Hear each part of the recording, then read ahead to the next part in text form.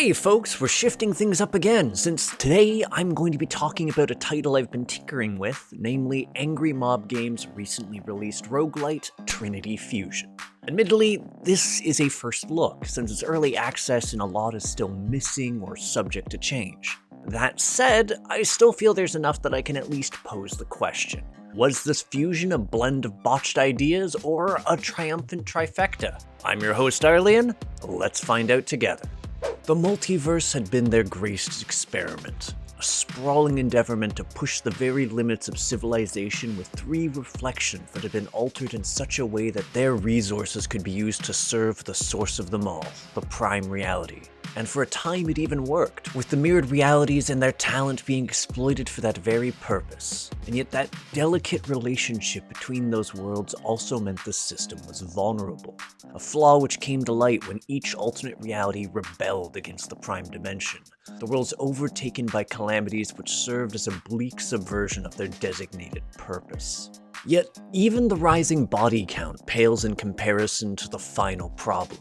Prime, now deprived of its resources and hard-fought control, no longer has the means of sustaining this failing system, potentially dooming the entirety of existence to a multiversal collapse.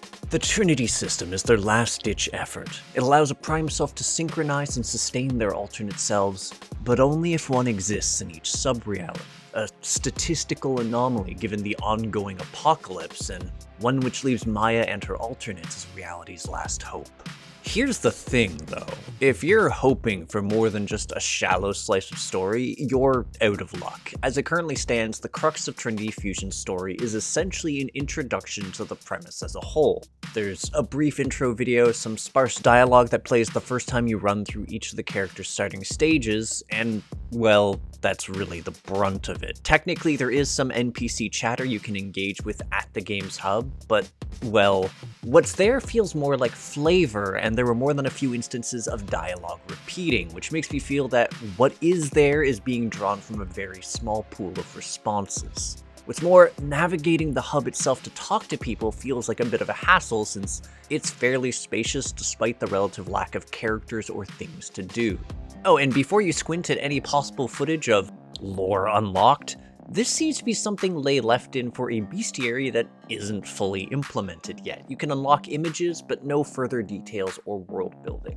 Which means we may as well focus on how it plays. Now, the basic premise is simple enough. It's a stage-based hack-and-slash roguelite that tasks you with navigating a randomly generated world and loadout, with a faster-paced focus since there's no stamina to fuss over for your attack or dodge, which, I should add, can also be done in the air. Even your limited character-specific sub-weapon energy fits the bill here since it's replenished on hit, emphasizing a more aggressive approach.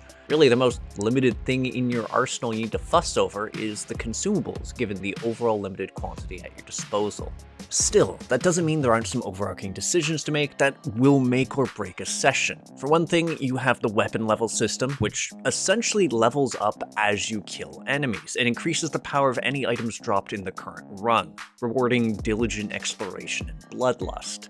Admittedly, there were definitely times I ignored new drops in favor of a weapon with decent modifiers and a better attack animation, since while all the combos are fairly simple, they do stand apart.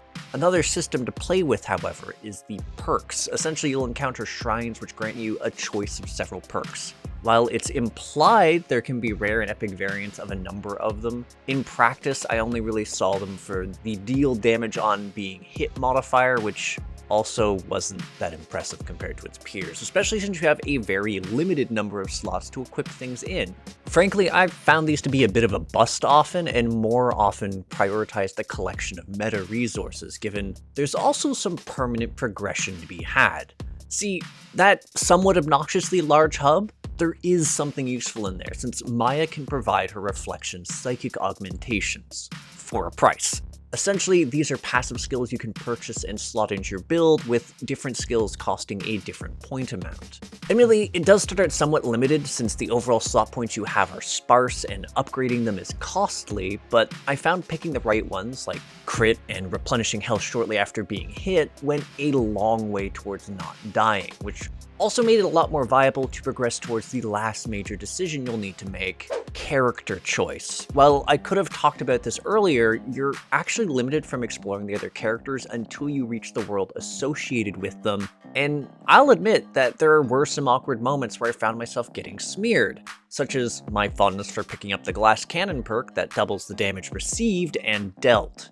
And this is a bit of a shame because it's character selection that really provides you your first real look at what Trinity Fusion might potentially provide. For instance, the default girl's kit has a series of support powers she can acquire as her sub-weapon, including such lifesavers as ranged freezes and big fucking lasers. She can also double jump from the word go, and she unlocks a neat teleport drone power after you clear the first boss. That said, once you beat the first boss, you unlock the second girl, who not only has an entirely unique starting area based in the overworld, she also gets some hefty two-handed weapons as her sub-weapon, and that's it initially. She actually has the worst mobility out of all of the characters, as she doesn't naturally get a double jump and requires beating her boss to gain access to a grappling hook ability.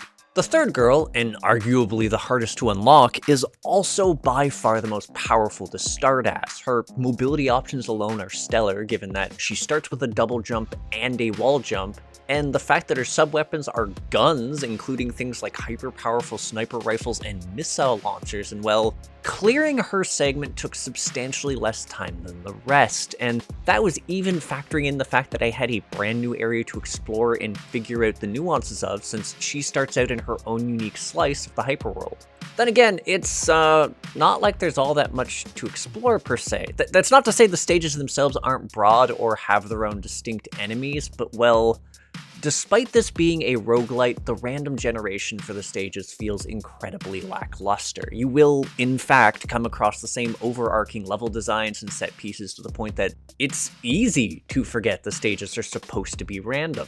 At least until you find a ladder to nowhere that just launches you straight off the map, and it's made even more disheartening by the fact that diligent exploration will frequently land you in front of glowing red doors that promise more to come, but don't offer anything currently, leaving you to simply trundle through the same old stages. Really, the biggest upshot to everything was that there was at least different variants for the underworld and overworld if you happened to tackle them as the other characters, though I'm unsure if it's simply a matter of tackling them as specific characters or in a given order, since Nera, the third girl segment, actually ends after her initial area, and she doesn't even get a unique boss to herself or an unlockable movement item like the others do. I mean, technically it is thematically appropriate for her area, but well, her boss is the second boss that the other two characters will face off regardless of wherever they go. And speaking of bosses, I have some things to say, and mostly it's the fact that they really like making them tanky. Even with the glass damage perk and a lot of points invested in better crits, I found the hyperworld and overworld bosses to be nuisances to fight. For the overworld boss, it's mostly a matter of its second phase. See, while all Trinity Fusion bosses change things up in the second half of the fight, the overworld one becomes a lot more mobile, which wouldn't be that bad in itself, but it somehow also translates to its wheels becoming tiny little chip damage-inducing hitboxes. Combine that with needing to constantly bunny hop close to it to do any real damage, and the fight gets really tiresome really fast. Though even that pales in comparison to the hyperworld boss. Not only does this one also require you to bunny hop like crazy, it also has the habit of consistently cycling a somewhat tanky damage shield in the midst of its patterns, drawing out the fight even longer without any real reward for popping it other than being able to continue the fight. Honestly, that overall sense of tankiness isn't even limited to the bosses either. Once you get to the second region for the first two characters, combat starts to feel a bit like a slog, making the glass cannon perk feel almost required. And yes, while enemies do have stagger bars you can fill up to stun them for free hits, the rate at which it fills, especially later, still feels vastly inferior to simply sporting a chilling weapon or a freeze spell. Still, with my gameplay gripes aside, I can say I don't mind the graphics. Overall, the stages don't look too bad, and the enemy design's decent with some solid attacks and tells, and the real show stealers being the bosses and their more elaborate animations and transformations. Really, if there was something I was especially iffy about, it'd be the protagonist's attacks, since some of them don't seem to loop as smoothly as others, but that's quite minor. As for the audio, on the whole it's fairly decent. While I wasn't blown away by the music or the sound design, it was certainly serviceable. I do also have to give the game credit since there's voice acting and it's solid enough. Still, I can't say I was charmed by my experience. While I was initially intrigued during my initial runs of the game, I rapidly hit a point of tedium due to the relatively limited scope of the exploration and randomization. I rapidly became exhausted by my efforts to nose about the map, only to find myself repeatedly encountering yet another "this will be added later" room. Especially when it was gated behind an ability I'd earned from clearing the area boss, it was a very anticlimactic feeling. Speaking of which, there is a mechanic I skimmed over in the central section, if only because I still don't know what to make of it, namely the fusion mechanic. See, after you unlock your first additional character, you'll be able to use the weird shrines you may have stumbled across. What's notable about these is that they give you the ability to fuse one of your other characters into the new one, giving you an additional sub-weapon slot which aligns with the new character's specialty, and folding the other character's movement ability into the existing one. Hypothetically. In the case of the gunner, this didn't actually work when I tried it, and given she already had a double jump, the only thing she gained was an additional sub-weapon. As for the first two characters, their movement abilities will overwrite each other, which is a bit of a shame, at least until you unlock the gunner, since that gives you the ability to maintain the melee character's movement ability and gain the double jump and wall jump. Overall though, it just feels weird in its current state, and I suppose that really is a good summary of my experience at large. While there was an interesting enough premise, the narrative in its current state more or less felt like a demo, and the actual gameplay only took me so long to get through because of the sheer tankiness intrinsic to the whole thing. I imagine if I toggled on the optional "you die and gain defense" accessibility option early on, I probably would have sped through a fair bit faster, but yeah. As things currently stand, I wasn't really wowed by the time I spent in Trinity Fusion. I will, as ever, keep an eye on this title as it updates, and even potentially dive in when it fully releases to give it a fair review when it's feature complete, but right now, I don't feel overly inclined to spend more time with it now that I'm done talking about it.